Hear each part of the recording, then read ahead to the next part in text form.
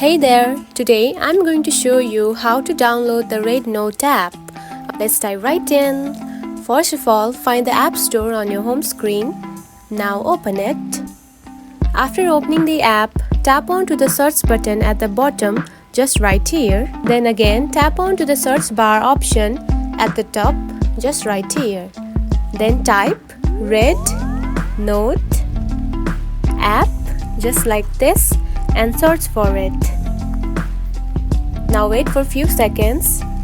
Now scroll down and here you can find the option of RedNOTE app right here. Now tap on it.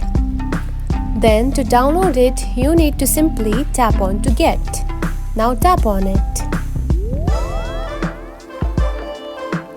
Then verify you want to install the app just like this. Now wait for a few seconds or minutes.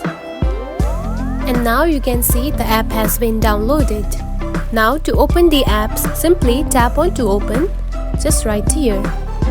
Now you can see the app has also been opened. Now you can also find the app on your home screen, just like this. And that's it. This is how you can download the RedNOTE app on your mobile phone. It is a very easy process, right? If you found this video helpful, don't forget to like and subscribe for more tips. Thanks for watching.